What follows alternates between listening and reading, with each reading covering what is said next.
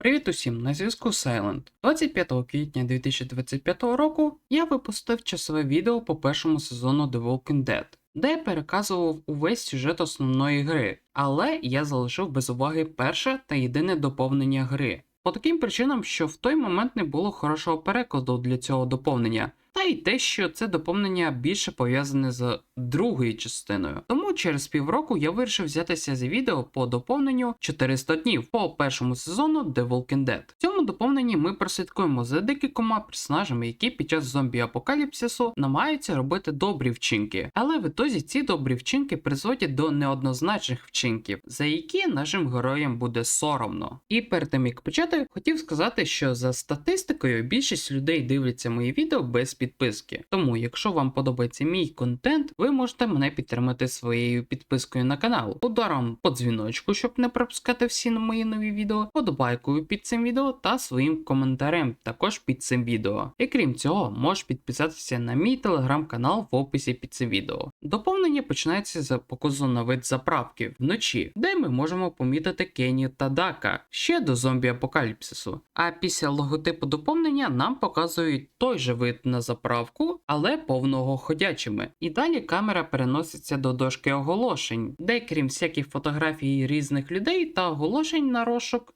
є фотографії героїв цього доповнення. Нажавши на любу з цих фотографій, ми можемо пройти їх рівень в будь-якому порядку, але я буду розповідати історію кожного персонажа по порядку. Тому першим, з кого ми почнемо, буде сюжет за Вінса. Епізод Вінса починається з того, що він на когось направив свій пістолет, щоб випитати якусь інформацію про свого брата, але той чувак про нього нічого не знає, і Вінс вбиває його. Далі він намагається втекти і пробігає біля магазину батьків Лі, в якому в першому епізоді ховався сам Лі та його майбутня група відходячих. Вінс заходить за провулок і вирішив викинути свій пістолет в смітник, щоб позбавитися доказу. Але в ітозі Вінса ловлять, засуджують і відправляють у в'язницю, щоб відбувати свій термін. 2 дні після початку катастрофи. І зараз Вінс в автозаку їде у в'язницю, який поки застряв у пробці біля заправки спочатку. Крім Вінса, в автозаку їдуть 2 охоронці, 2 чорношкірих і 2 чувака, яких звати Денні та Джастін. Денні хоч веде себе добре та саркастично до Вінса і Джастіна, але він не така уж добра людина, бо з розмови з ним ми можемо дізнатися, що його посадили із-за відносин з дівчиною, яка була по левелу менше за Денні. Але говорять Вінсу та Джастіну, що він невинний, і його просто звинуватили. Джастін також нічим не кращий за Денні. Його визнали винним у пірамідних схемах, які попортили немало життів людей, і навіть із-за цього не відчуває ніякого каяття. Поки ці троє розмовляли між собою, один із чорних вирішує задушити іншого своїми наручниками. Денні вирішує допомогти бідолазі, але не дотягується із-за кайданів. Тому в це діло втручається один із охоронців, який вистрілює дробовиком в'язню в голову. Усі в шоці від цього, і в цей же момент на вулиці вони помічають ходячих, які нападають на цивільних. Охоронець за дробовиком говорить, що в автозаку безпечніше, ніж там. Але в цей момент позаді нього той бідолага вже перетворився на ходячого і нападає на самого охоронця. Інший охоронець, який водив автозак, побачивши справжнього зомбі, вирішує втекти та залишити ще живих 3 в'язнів раз на раз з зомбі. В цей час трійця думає, як позбавитися від зомбі, і єдиним способом це використати дробовик охоронця. Вінсу вдається підібрати дробовик та вбити зомбі. Після цього трійця думає, як їм звільнитися від кайданів. Пошукавши труп охоронця, Вінс не знаходить ніяких ключів, а діяти треба швидко, бо в автозак уже зайшли декілька ходячих.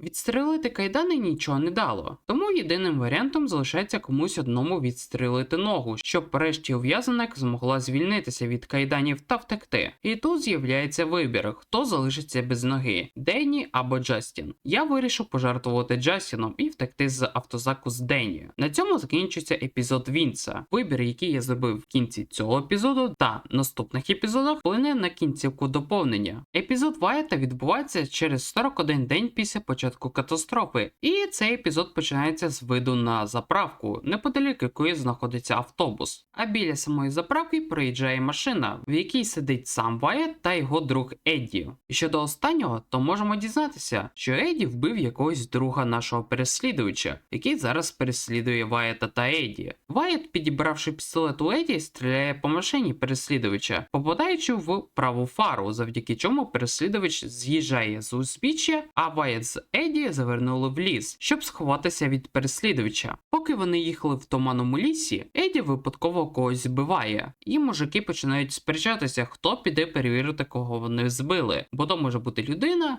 або ходячий. Тож спір вони вирішують в грі камінь, ножиці, папір, і в грі перемагає Вайет. Тому Едді доводиться вийти з машини, щоб дізнатися, кого вони збили, а Вайет залишається в машині і став чекати Едді. А тим часом, поки він сидів, позаді нього з'являється переслідувач, який намагається дістати Вайета з машини. Але йому цього не вдається. Вайет, не маючи ніякої зброї, щоб якось протистояти переслідувачу, вирішує поїхати з лісу, покидаючи Едді в ньому. І по його обличчю можна побачити, що він шкодує, що залишив свого друга сам на сам з переслідувачем. На цьому закінчується епізод Вайета. Епізод Рассела відбувається через 184 днів після початку катастрофи. І цей епізод починається на дорозі, на якій проїжджала група Лі в третьому епізоді першого сезону. Поки він йшов по дорозі, Рассел помічає, що в його сторону їде й машина, і хлопець вирішує сховатися в кущі, де гниє труп Карлі. Машина все ж зупиняється біля Рассела, і, як виявляється, до нього під'їхав переслідувач із епізода Вайета.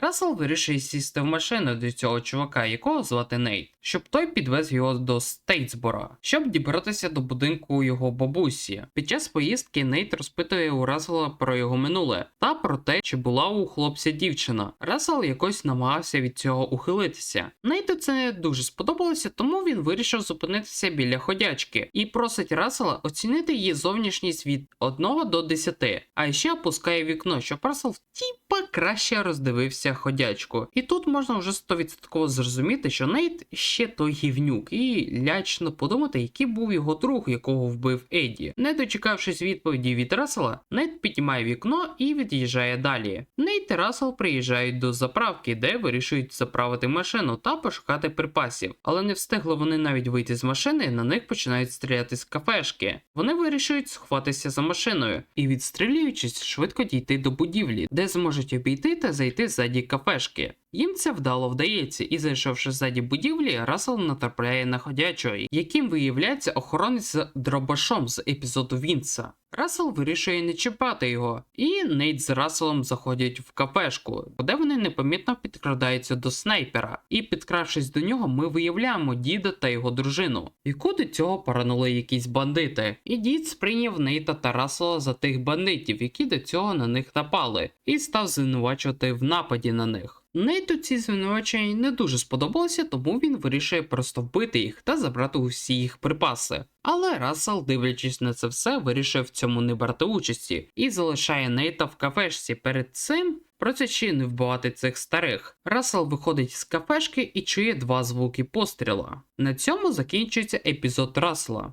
Епізод Бонні відбувається через 220 днів після початку катастрофи, і цей епізод починається в лісі. Крім Бонні, в лісі також є чоловік на ім'я Ліланд, який задає їй питання, що вона би вибрала в гіпотетичній ситуації – руки лобстера чи змія замість язика. Крім цих гіпотетичних питань, від Ліланда ми можемо дізнатися, що минуло багато часу з тих пір, коли він та його дружина зустріли Бонні, яка була під котиками. І з того часу, як вона приєдналася до Ліланда та його дружини, Бонні стала менше приймати котиків, і їй стало набагато краще. В один момент із кущів виходить дружина Ліланда на ім'я Ді. Ми можемо помітити, що Ді ревнує Ліланда до Бонні, і крім цього, вона десь дістала сумку про вміст всередині, про який мовчить. Ми можемо здогадуватися, що Ді не просто знайшла цю сумку на дорозі, а десь її викрала. І Ліланд з Бонні стали здобувати Ді питаннями, що в тій сумці. Питання про сумку призводять до суперечки, де Ді звинувачує Ліланда в тому, що він завжди на боці Бонні, і називає її своєю дорогенькою. Під час цієї суперечки Бонні намагалася сказати, що це не час для суперечок, бо в будь-який момент на них можуть напасти, і так і відбувається. Позаді них стало з'являтися світло ліхтарів якоїсь групи,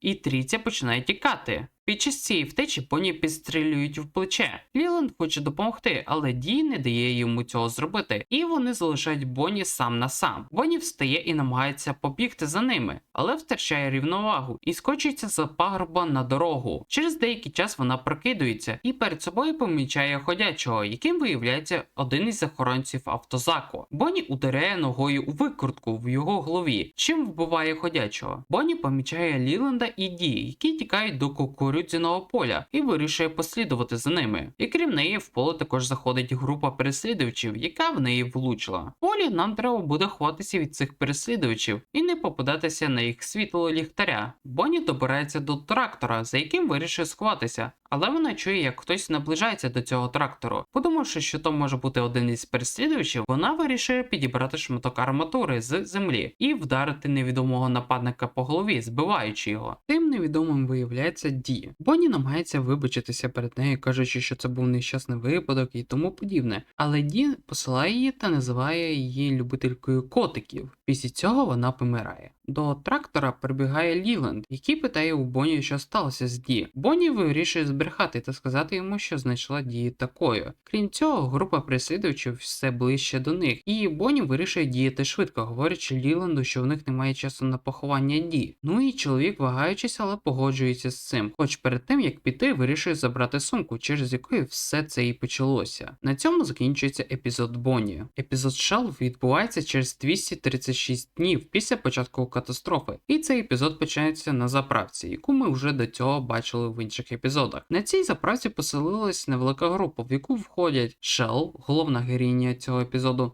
Бека, молодша сестра Шел, Стефані, Роман, лідер групи, і 3 старика із групи Вернона. І щодо останніх, то ми можемо далі дізнатися, що їх група розпалася по причині викрадення човна у групи Лі і після смерті самого Вернона. Також цікаво, саме група Романа переслідувала Бонні, Ліланда та Ді в минулому епізоді. Після того, як вони послухали, як Бека грає на гітарі, усі розійшлися робити свої справи, а Роман просить Шел допомогти йому погодувати сторожів. Сторожами виявляється один із охоронців автозаку і та бабка з епізоду Рассела. Можна помітити, що ходячка їсть якусь тваринку, і Шел від цього огидно. Повернувшись назад в кафешку, Бека випригує і лякає Шел. Вона дорікає Беку за це, бо зараз не найкращі часи, щоб таке робити. В цей же момент прибігає Стефані, яка просить Шел та Беку вийти з нею, бо на вулиці щось сталося. А сталося те, що Роман та інші впіймали якогось незнайомця, який намагався використати у них припаси. Вони зв'язали його, і Роман говорить, що він уже був побитий до цього. Плюс він не говорить на англійській, тому вони не зможуть з ним нормально поговорити. За декілька тижнів це вже друге проникнення на їх територію. Першим, напевно, було проникнення Ді. Вони вирішують, що робити з цим незнайомцем. Одна частина групи хоче вбити його, а інша частина групи хоче його відпустити. І останнім голосом за Шел, яка вирішує зробити по-людськи і просто відпустити незнайомця. Роману це не дуже подобається, але все ж він вирішує відпустити незнайомця і дати тому пару припасів. Але цей вчинок був дуже хибним, бо через 3 тижні, на 259-й день після початку катастрофи, ми можемо дізнатися, що той незнайомець через деякий час повернувся, але не сам, а зі своєю групою, яка напала на заправку і вбила одного із групи Романа. Після цього в групі Романа почалися чорні дні. Поки сестри грали в карти, у фургон до них заходить Роман, який просить вийти Шел на вулицю, щоб поговорити з нею про важливе. І тим важливим є те, що Стефані намагалася використати в них припаси та втекти, але її впіймали на цьому. Роман каже Шел, що поговорити з нею буде марно і ризиковано, тому він хоче вбити Стеф за таку зраду. І нічого не залишається, як вбити Стеф. На цьому закінчується епізод Шел. Після проходження усіх епізодів, жінка на ім'я Тавія забирає фотографії героїв епізодів і говорить з кимось по рації, що вони були праві, що тут неподалік є виживші, до яких хоче поїхати. По карті, яку ці виживші залишили, вона приїжджає в їх табір, де живуть усі головні герої цього доповнення. Тавія говорить їм, що вона розвідниця із одного поселення, яке шукає до себе людей. В їх поселенні є багато припасів, притулок та можливість знайти тих рідних або друзів, яких вони шукали. Також додає, що вони можуть поїхати усією групою, або частково. Це їх вибір. Із Тавією пішли Вайат, Бонні та Рассел, а залишились Вінс, Шел та Бека. На цьому закінчується доповнення 400 днів. Тож, дякую за перегляд. Постав подобайку під цим відео, підпишись на канал та нажми на дзвіночок, щоб не пропускати всі нові відео на каналі. І також можеш підписатися на мій телеграм-канал в описі під цим відео. А на цьому поки все. Па-па!